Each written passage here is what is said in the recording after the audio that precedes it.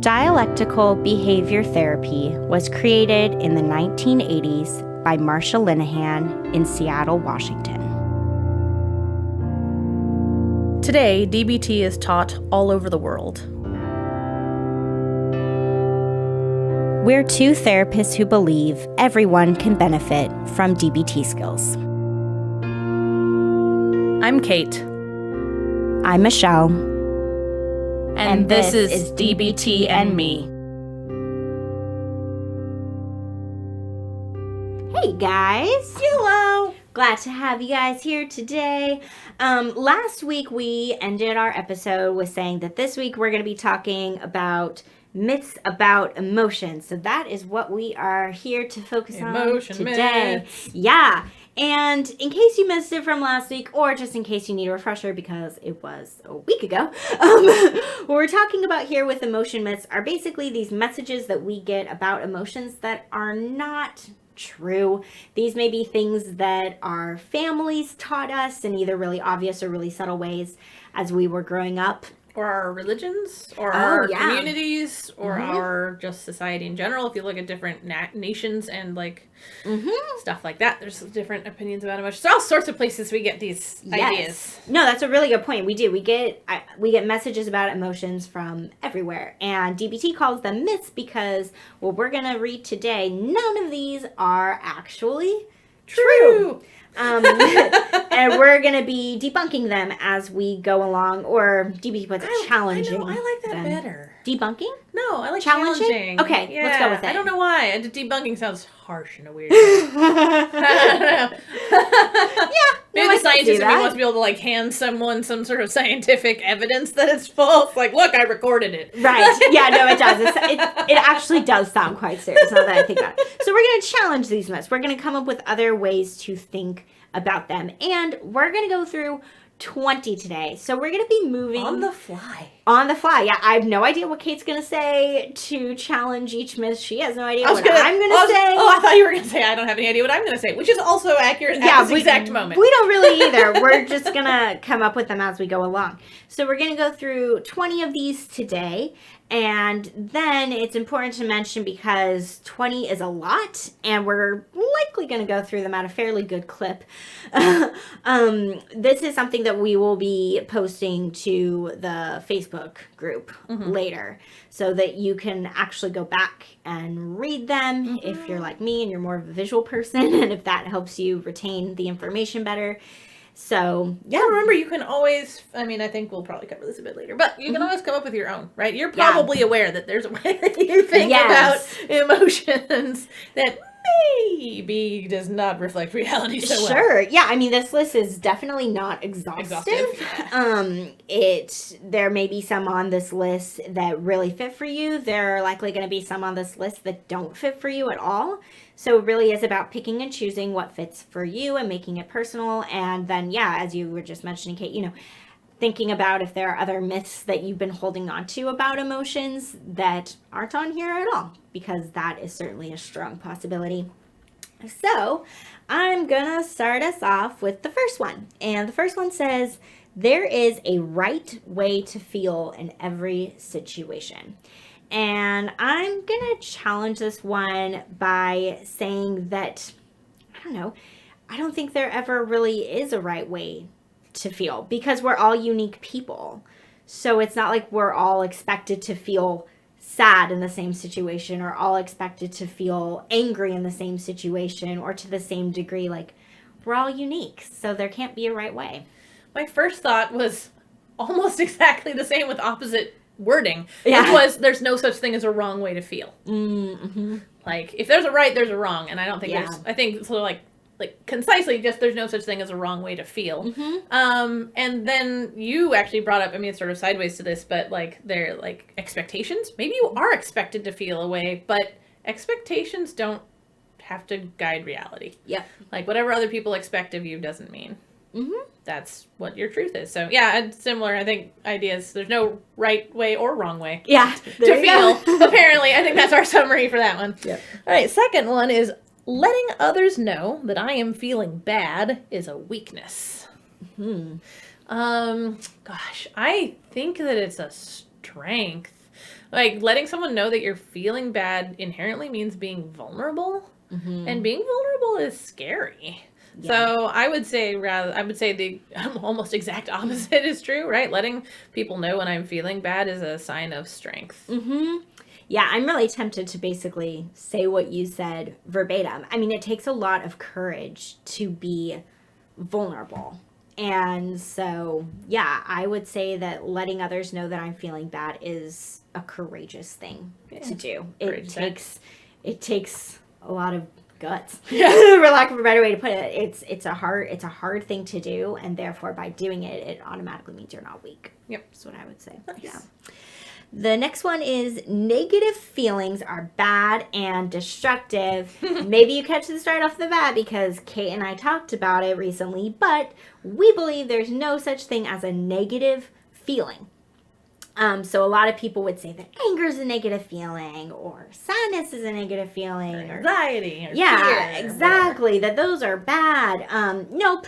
So first of all, there's no such thing as a negative feeling, and also just because I also want to glom onto the word destructive here. Right. Like, just because you may feel bad inside or have a feeling that feels really uncomfortable, it doesn't mean that you're therefore going to be destructive with that feeling that you're having. My first thought was, I mean, so I knew I could count on you to get on the negative thing. Yeah. But even if we just grudgingly assume their wording, feelings aren't destructive, actions are. Mm-hmm. Yep. So that's sort of what I would say as a challenge to that. Like, no, you can't see my giant air quotes around negative emotional or negative feelings. Well, they're not bad is such a weird term anyway. Yeah, I know. They're bad? Like naughty? What are the naughty emotions? Yeah, I don't know. I think just that you're not supposed to have them, right? Yeah, that's where they serve a purpose, and actions are destructive, not feelings. Yep. The other thing that we forgot to mention in the beginning, but I'll say it before we get any further,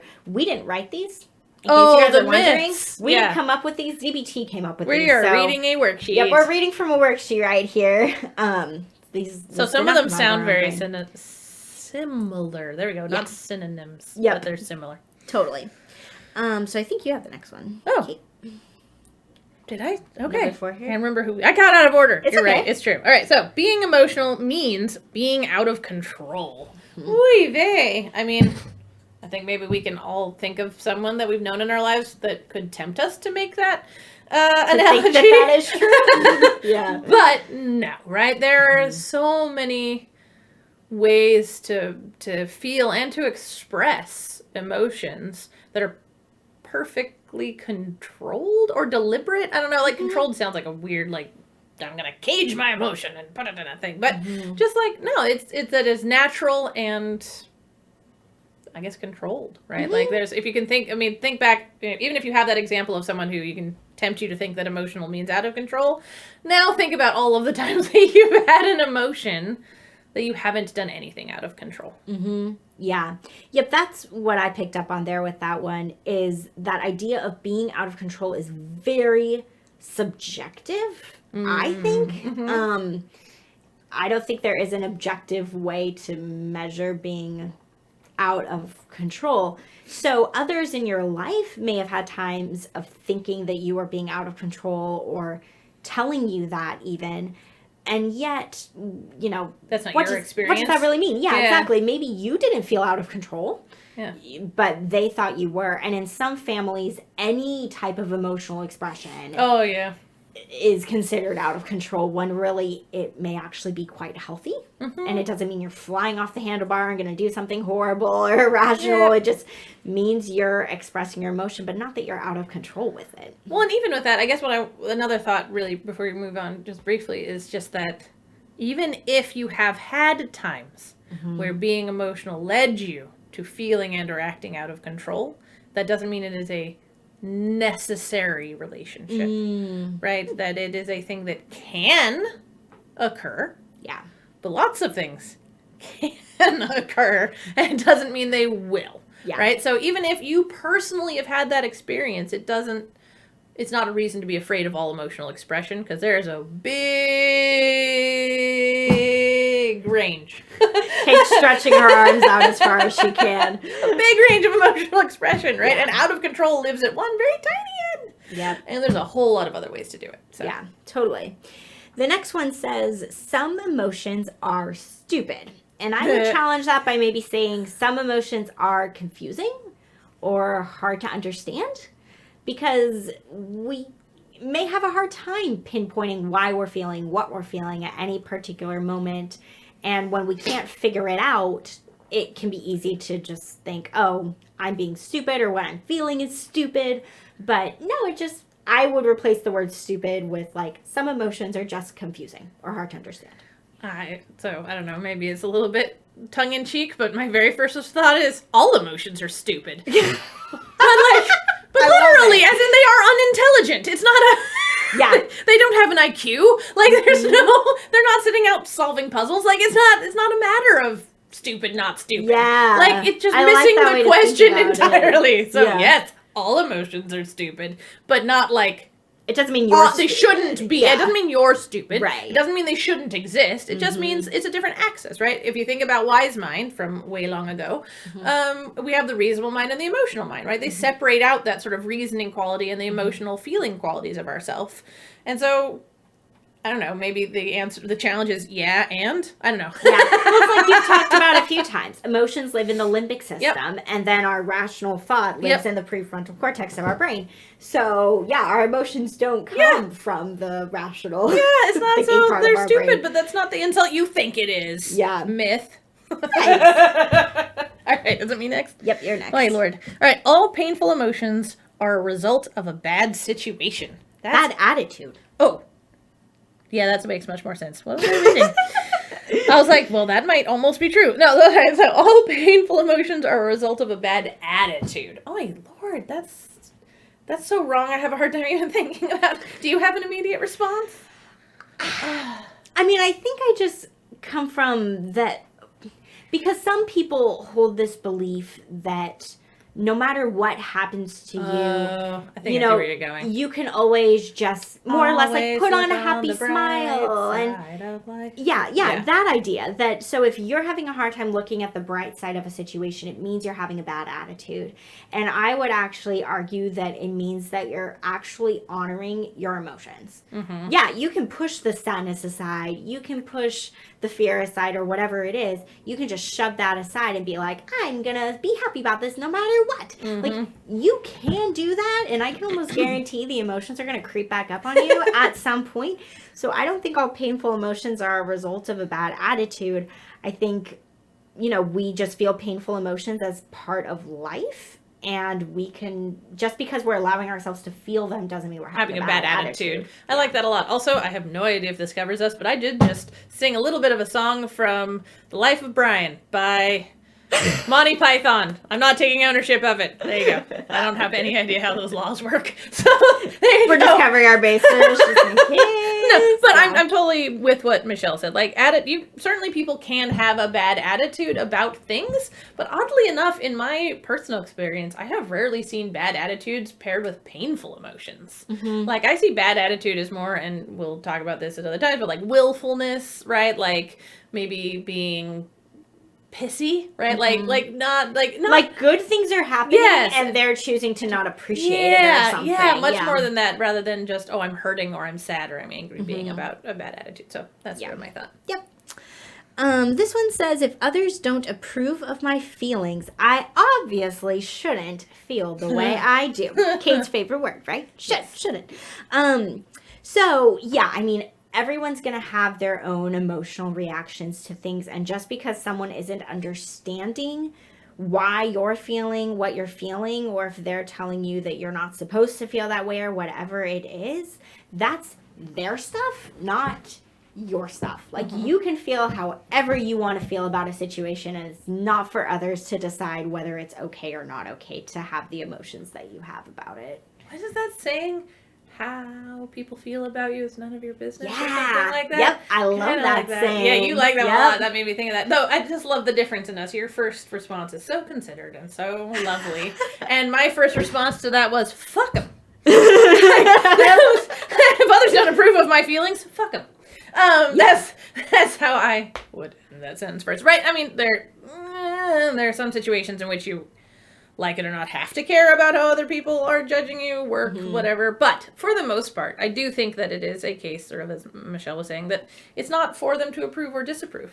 Yeah. Right? We are all unique, as we've said, here several times. We're going to have different responses. And someone may be disapproving for very selfish reasons. They don't want you to be angry because you're angry with them, and they don't want to handle that, or they don't think you, quote unquote, should be sad because then they don't want to feel guilt, right? Like, so there's a lot of reasons that people might disapprove of your feelings that have nothing to do with the appropriateness or inappropriateness of your feelings. Yeah, nothing to do with you. Yep, exactly. This one.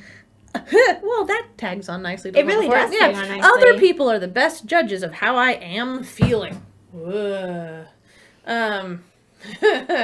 So, without you telling them, no one has a right to tell you how you feel. That's my challenge to that. No one has a right to tell you how you should feel. Hence the first one. And no one has a right to tell you how you are feeling. Yeah. I know, I'm a therapist, and I think sometimes there's this idea of therapists sitting back and, being all like, I know you better than you do, and I know what's good for you, and stuff like that. And I have always really pushed back against that idea. I think that anybody that comes into my office, they are the resident expert on them. Yep. Right? You are the resident expert on you. So, no one else. Yeah. It's the best. I've lost The best judge. badge of how you are feeling. You are it. You are the one living in the body that is making the chemicals and having the feelings. You are the best judge. Yep. And I would say something very similar, which is that, there's no way, even if it's somebody who knows you really well, a really close friend, a partner, a parent, whoever it is, someone who knows you really well, they still are not living in your body. Like, only you are living in your body. So if they want to judge how you're feeling or try to make a call about how they think, again, kind of like the other one, how they think you're supposed to feel, they can't be the best judge of that, because there's so much about you and your inner world that And they no just one else can't can know. access, Yeah, no one yeah. else knows except for you. So they At have maybe a best- lot of information, but they definitely don't have everything. At best, about people what might you're be able to going make a through. suggestion, like hey, you seem to be feeling this way, or you're being really snippy today. Have you noticed? Like, are you upset? Right? They can Right. ask questions or make inquiries, but no one gets to judge it. Yep, agreed. This one says, painful emotions are not important and should be ignored. Anytime there's a should, right? Yep, I'm like a shark on the scent. Yeah, and I would really say that DBT in general, and both Kate and I personally would really argue against this one. Yes. Because what we're doing in the DBT curriculum is figuring out how to acknowledge what the feelings are and to then make a decision about what to do with them, not to ignore them. It's like No. the last thing to do. We want it to be that you're able to notice your feelings. So I would say painful emotions are very important and should be noticed. Yeah, painful I'm keeping the emotions- should in there, I but know. Well, actually, you they need to be They need to be. noticed. yeah. There are a lot of, I think we've talked about this in a couple of the other emotion episodes in the last couple of weeks, but they're warning signs. There are red flags. They are messages, and we can choose what we do once we get the memo, but we absolutely need to read the memo. Yeah. I would say that they have, how does it say they're not Well, important? yeah, I almost I was think of going it to say like, painful emotions are instructive. it's like getting, with that idea of ignoring it, it's like if you get a late notice in the mail for a bill. Yeah. And if you're just like, just set that to the side, I'm not going to open that. It's like, that probably shouldn't be ignored. Yeah, Like, there's going to let's be some take a look at consequences that. if you keep ignoring that. Right. Or if you think like physical pain. I am in Yes. excruciating pain every time I step on this ankle, but I'm not going to do anything about it. I just should ignore It's that. going to get you in trouble. Yep. All right, we're halfway there. This is number 10 here that Kate's about to read. I'm so glad you pointed out that I'm about to read it. Extreme emotions get you... All right, I can't read sideways. Turning the paper. Turn the Just paper. doing it. All right. Extreme emotions get you a lot further than trying to regulate your emotions. Ooh, this goes directly to something we said last week with the people reinforcing your emotional stuff. So, let's see. They get a lot further than trying to regulate your emotions. That is not true in any healthy environment.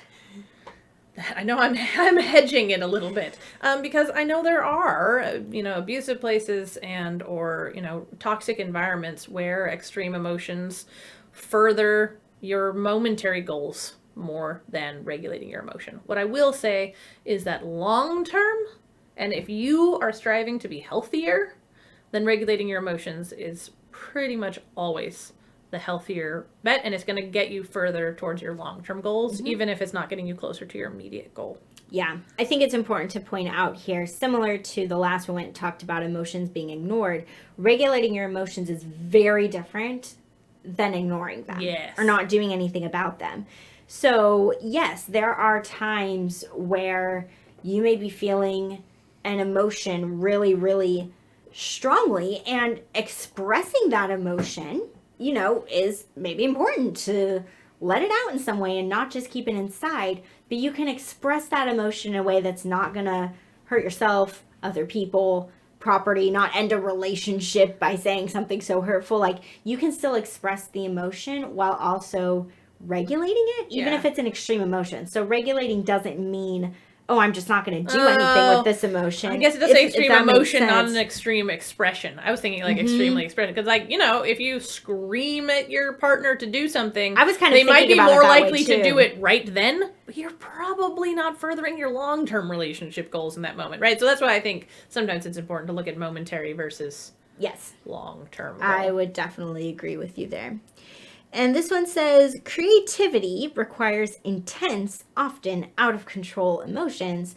So I will say something here in case people know about this. I think Kay and I both do as therapists, but lots of great musicians, artists throughout the years in retrospect have pretty much been diagnosed with bipolar disorder. Because when a person experiences a manic episode, that can be one of the things that comes along with it, is this burst of creativity, and you don't need to sleep, and you have all these wild ideas. And sometimes that's when artists and musicians arguably created some of their best work. So I think that's why DBT put this on there as a myth, in case people are like, I don't know what that's about. Because some people who are more creative or artists in some way do feel this way. That you can only create good art when you're letting your emotions really take over, and you're very strongly an emotion mind, and they might feel almost out of control.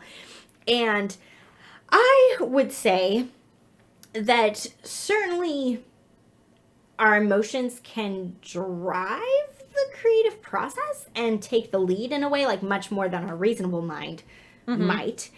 And at the same time, that the emotions don't have to be out of control for that to happen. You can feel them really strongly, but I don't know. I view it as there's a difference between like feeling something strongly and then letting it be out of control to where it's driving you rather than you driving it. Well, I would almost say I'm right there with you, but I would say, I don't know, that necessarily if you are in the process of creating, you are not in the throes of an out of control emotion. Yeah.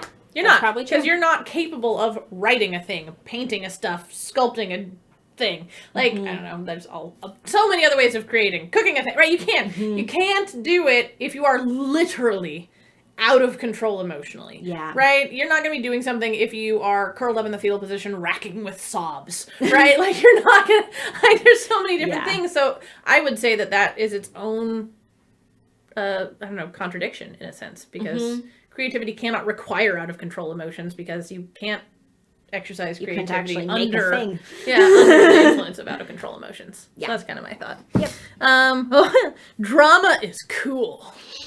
That's the myth. Drama is cool. This one always kind of, I know. This gets a laugh out of us and our group participants. Because I'm like, drama is It's funny how DBT phrases it. I know. Sometimes I feel like it is aimed more at the younger Here's audience. like, okay, if you're okay if I take this one Please, first. I know it's technically yours. So here's the thing. I will admit it. I'm one of those people who watches a lot of trashy reality TV. A lot of trashy reality TV. I watch the Real Housewives shows. I watch Teen Mom. Oh my Lord. I think Kate's learning things about me. It's going to change our friendship. I watch a lot of reality TV. And my husband sometimes gives me a hard time about it, because he's like, you actually like this drama. And that's literally all the shows are. Yeah. The shows are just drama. I know, it's so funny. I always fast forward like competition shows through the drama. I'm like, just get to the thing you're supposed to be doing. Yeah. Yep. So I mean, it's one of those things where I don't necessarily agree with DBT's phrasing of drama is cool, because I don't think anyone would say that, but can drama be fascinating? I think that's maybe what DBT is trying to challenge here, is that idea that drama is this makes you more interesting if you're embroiled in drama. Right. Okay. Like, drama is exciting. You could replace that with so many other words. And I would say for that one, it's one of those things where drama is distracting. That's what I would say. Drama, like the reason why I watch those shows, is because it takes me out of my own life. I'm focusing on their drama rather than my own. Is that necessarily healthy? No, I will own it. It's not the healthiest thing in the world. But drama is distracting. That doesn't make it something that we, wants to be embroiled in. Yeah, exactly. Being in the drama is anything but cool, as DBT puts it. So I am gonna leave yours. Okay.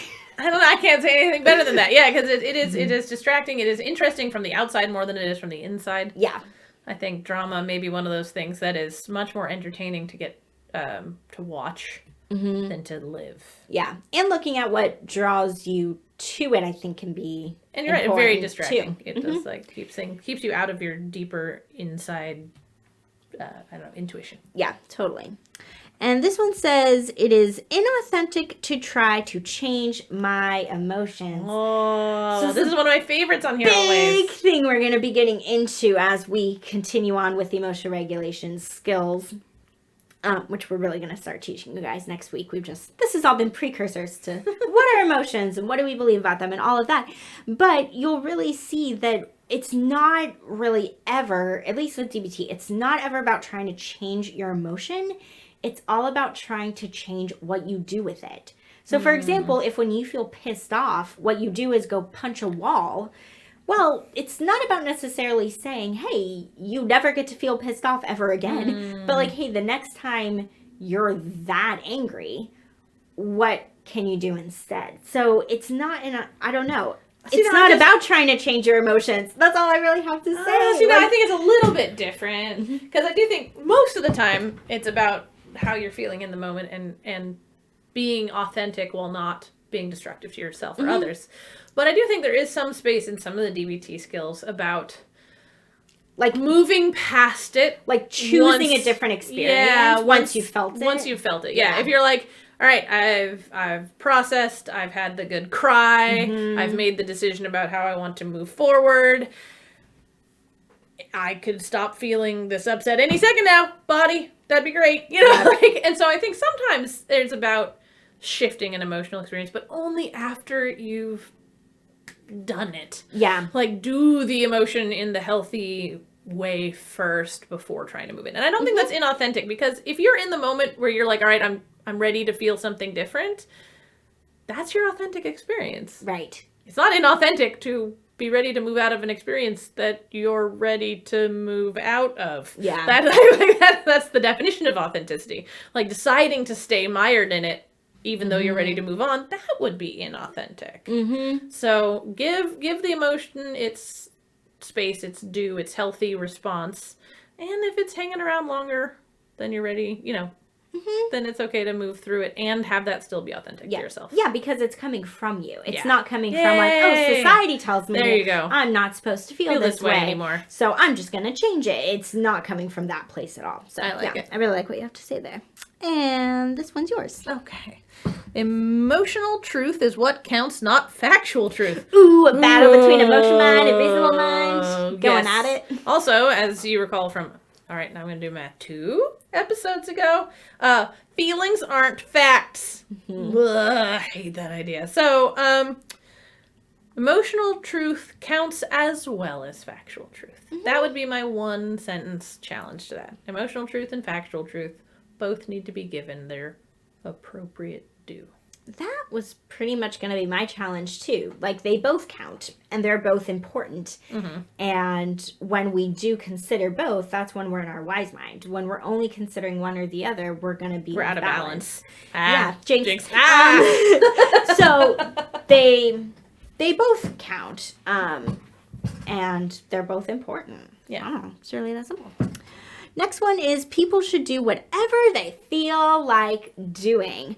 Oh, This one is hard for me this one's hard for me because I can very much be the type of person who, I think I shared this when we were talking about wise mind. Sometimes I neglect what I feel like doing, and I just am so busy doing what I'm supposed to be doing. So, the people should do whatever they feel like doing. On the one hand, I'm like, oh, that sounds so tempting, and yet it's one of those things where it's like that really comes down to a balance of, yes, it's important to notice what you feel like doing, and also if what you feel like doing is going to have really bad long-term consequences or hurt yourself or another person, then that's not something that should ideally be done. Even if it's what you are feeling like doing, you don't have to listen to that. What you feel. To what you feel, yeah. I love how different you and I are, because your first response to that was like, oh, that sounds so nice.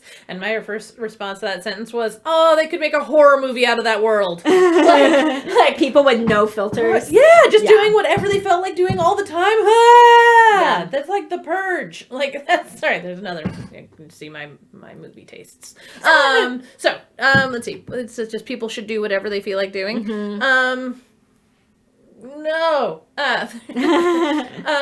Taking into account what you feel like, I mean, same thing as Michelle, really. Taking into account what you feel like doing is good. Get around to it if it's, moral and legal and not going to hurt yourself or others. Yeah. Because I don't know about you. Maybe I'm just outing myself again, like I like to do. But sometimes the thing I feel like doing doesn't meet those criteria. Mm-hmm. I have impulses. Mm-hmm. Don't hit the person over the head with a chair. Don't do that. Whatever that is. Whoever you're thinking having that impulse, I don't care how much you feel like doing it. Don't do it. So I don't know. I guess I would say look at what you feel like doing and fit it in where possible. Mm-hmm. Yeah, that's okay within reason, but not whatever. Yeah. Not whatever you feel like doing. Yeah. All right. Acting on your emotions is the mark of a truly free individual. I feel like this is interesting. I feel like this is a pendulum swinging too far with regards to how buttoned up, at least American society, can be about emotions. Like, we tend to be so much like, oh, only be rational, only be reasonable. Emotions are just for crazy people and women.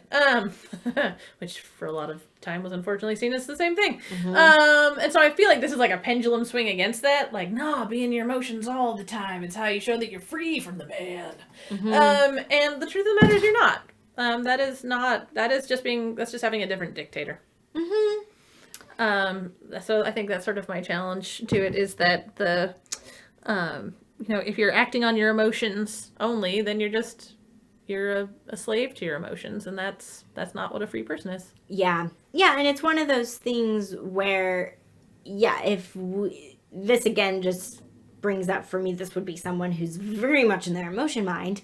And if you're only in your emotion mind and you're really not ever in your reasonable mind or finding that middle place of wise mind, I mean, your life is going to be a mess. You're not going to be able to hold down a job. Like, there's going to be all these things that if you're just, acting on your emotions all the time, you probably won't have many relationships long term because you're going to probably wind up hurting a lot of other people's feelings. Yeah. Like, I don't know. It's one of those things where I'm just kind of like, ooh, sounds a little bit like a nightmare. Yeah, act on your emotions wisely. Within limits. Yep. Time and place, everyone. Yeah. Time and place. Yep. All right. This one says, my emotions are who I am. So I believe I mentioned this in one of the previous episodes. I can't recall which one off the top of my mind, but this idea of, we have these different parts, and like something in you feels a certain way. Something in you maybe feels afraid. Something in you maybe feels excited. Something in you. We are so much more than our emotions, and they are not all of us. So they are part of us, but they also shift and change all the time. Yeah. The way you felt this morning when you woke up may be very different than how you feel when you go to bed tonight. Yes, it's gotten sunny. That helps me feel much better. Yeah. Yeah, things shift all the time. So I don't know. That's kind of my rambling challenge to that one. I think, like, for me, I would say, I think that comes back to people who conflate thoughts and feelings. Mm-hmm. I don't think anybody would be tempted to say their feelings are who they are if they realize feelings for what they are and not the thoughts. Because so much of what we phrase is like, I feel like this and I feel like this other thing and I feel like that, right? And if we mistakenly think that all of those thoughts are feelings, it'd be tempting to say that our feelings make up all of who we are. But those aren't feelings; those are thoughts. Yeah. So, in the end, the challenge comes down to almost exactly what Michelle said, which is my emotions are a part of who I am. Yep. My emotions are why people love me. See my answer to above. Right? My emotions are part of why someone loves me. Right? That but also again, I think that comes down to the thoughts versus feelings conflation again. Because I guarantee you that your raw happiness, your raw anger, your raw sadness with no actions and no thoughts behind them have very little to do with why someone loves you. It's how those feelings get translated into thoughts and actions that impact how people love you, not the feelings themselves. Yeah, and I hope you have people in your life who love you and accept your emotions. Yes, when you have them, absolutely. And also, if your emotions are the reason why people love you, like we were just saying a second ago, our emotions change all the time.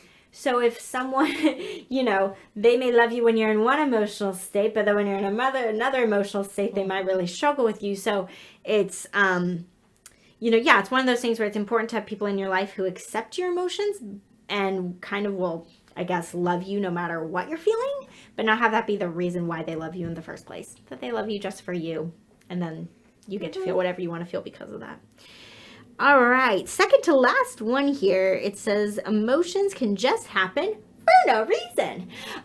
Kate, I think you did a great job addressing this when you've been talking about the neuroscience behind emotions, that our chemicals in our body change when we have an emotion.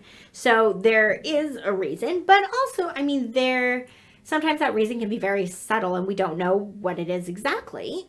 Sometimes that reason is really obvious, but there's something that triggered the cascade of chemicals in our bodies to have us feel something. And also that idea too that we've talked about in a past episode of we are always feeling something, even if it's something much more mild, calm, peaceful, whatever it is, we're always feeling something. So I don't know. I guess I would say like everything has a cause, whether I can ferret it out immediately or not might be my challenge to that. Yeah. Just like everything has a cause, even if I don't know what it is. Yeah. Just my lack of ability to pinpoint it is not an indicator that it does not exist. Yep. Totally. I agree with that. Me for the last one. Emotions should always be trusted. That's fascinating. Oh man, I feel like I could go on a rant about that one. Well, first of all, should. Fuck 'em. Second of all, yes and no. They ought to be trusted for exactly and only what they are. Right? That doesn't mean that they are factual representations of reality. They are an emotion. And so you get to trust them to be that. Yep. To be a feeling. And to, I don't know. So I have a hard time making this one just flat false. I think it's only correct if you're working with very narrow definitions, right? They're to be trusted to be feelings that are giving you information that you get to choose what you do with. Yeah. I don't know. Does that count as a challenge? I think so. I was going to say, instead of emotions should always be trusted, emotions should always be heard. Attended? Is what I would say. Yeah, attended to. That kind of an idea of, yes, acknowledge your emotions. Acknowledge them, see them, feel them. Does that mean you have to listen to them? Or act on them? Not necessarily. It's like we talk about toddlers fairly often lately. I feel like it's that sort of an idea of your 3-year-old can be pitching the biggest tantrum in the world and you can be like, yep, I hear that you're really sad that it's time to go to bed. You still gotta go to bed, and it's kind of that way with our emotions. Yep, our emotions can be telling us, stay in bed, don't go to work today, and sometimes we gotta be like, well, I hear you, what can we do about this? I'm not necessarily going to do what you tell me to do. So, anyways, yeah, so let's each pick the one that's toughest for us. Do you know what yours is yet? I need to look at the list again. We can't be this silent for this long. Yeah, I know. Like humming the Jeopardy tune. There's 20 to pick from. I will go with emotional truth is what counts, not factual truth, because I do hang out more in my emotion mind. Okay. So I'll pick that one off the top of my head. There could probably be others that are challenging for me to challenge, I suppose you could say. But I will... Oh, man. So are these the ones that are the hardest for us that we struggle with the most? That we struggle with personally. Okay, yeah. I'm going to go with, amusingly, my emotions are who I am. Because I think I've been exposed to that message a lot. So I think I, for a lot of years, and still on occasion, have struggled to separate my selfness from what I was feeling in the moment. Yeah. Yep. Yeah, and for me with which one? 14? Yeah, emotional truth is what counts, not factual truth. I mean, for me, it's one of those things where I think my emotional truth comes first. In a way. Like shows up for you first? Yeah. That's what I notice first. That's what I pay attention to first. I can't remember again which episode it was. This is only going to get worse as we go on. It is. But at some point in the past. I think it was Wise Mind, because I think I said this example of like a dog. Oh, right? I see a cute yes. puppy, and that is like, totally your Wise Mind example. I just want the puppy, and I'm not looking at the facts of the situation. I'm just like, I just want it. Like, how careful you are. My emotion mind always... It's not always, but often, when it runs away with me, is much less pleasant things. Oh, my emotion mind gets very optimistic and very cheerful sometimes, which is good. But yeah, sometimes it's hard for me to rein it in and to go, can you actually do this thing? Is this realistic? So it's harder for me to look at the factual truth. Yeah. In certain situations. So that's why I picked that one. It's being tough for me. Okay. But, we mentioned it earlier in the episode. We're going to post this in the Facebook group and pick the one that's tough for you. Read over it. And maybe there was already one, as we were talking about it today, that stuck with you out of these 20 that you were able to hold on to and keep track of.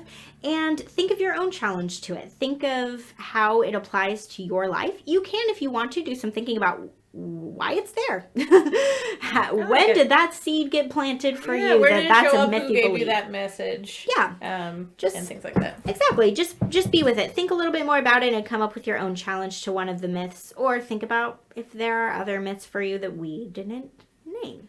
I want to do mine for the closing moment. Can I do mine? Yes, I have an idea totally. around it. So if that works. All right. Yeah. And quick before closing moment, like we do every episode, email us. dbtandmepodcast@gmail.com. Tell us if you have other myths. I'd be curious to hear that. Yeah, absolutely. What did your family or religion or culture or whatever, what did they tell you that you have to battle with? Yep, when it comes to emotions. Yeah, write us about that. Any questions, any scenarios you're wanting some help with in your life, we would absolutely love to hear from you. All right, so Kate's going to close us out with closing moment. Yeah, and I guess I'm a little bit more of a prelude to this closing moment than usual. What I'm kind of going to do is take the myth that I thought was the hardest one for me, that my emotions are who I am. And I'm kind of going to, this is funny because normally I'm instructing other people, which this is, talking like it's not me, but it's sort of for me. So of building a mantra, building a challenge and focusing on it, and sort of a way to try and ground yourself in that challenge.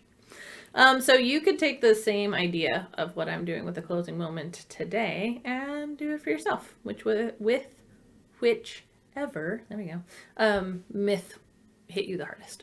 Mm-hmm. So this one's for everybody. Yeah, nice. Right. Let's do it. Okie dokie. So to start with, just find a comfortable position. You could be sitting, standing, laying down, just whatever feels most comfortable to your body right now. And as always, begin by attending to your breath. You don't have to breathe any more slowly or deeply than you are naturally. It's just about paying attention.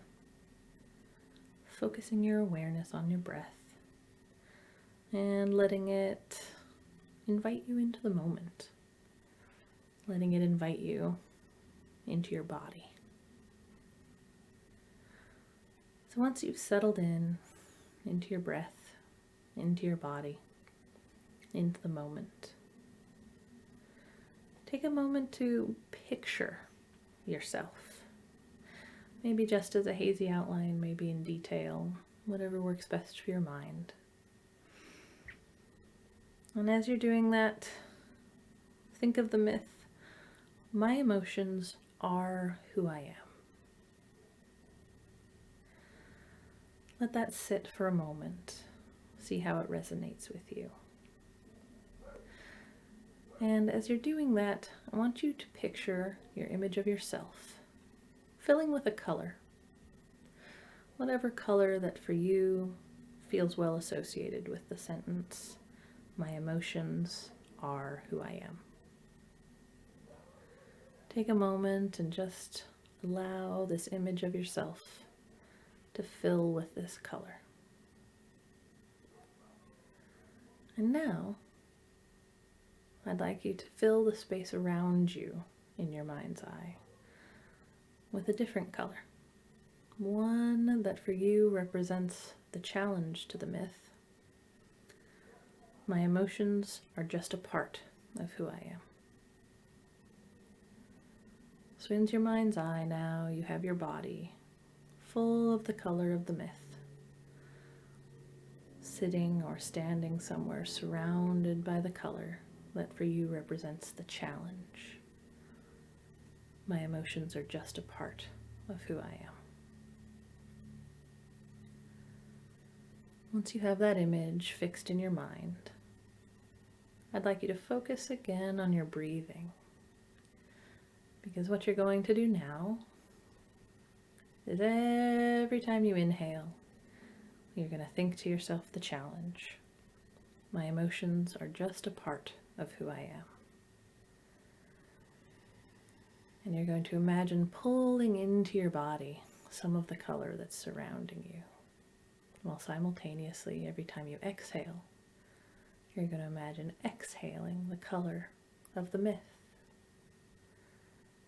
So with every inhale, you think, my emotions are just a part of who I am, while pulling in that color into your imagined being. And every exhale, you're going to let go a little bit further of the myth that your emotions are who you are. Slowly letting the colors change places. Each breath pulling the challenge deeper and deeper into your imagined body. Every exhale, letting go of more and more of the myth. Just letting this transfer take place as you let go of the myth and ground yourself instead in the challenge, in the truth that the emotions are just a part of who you are.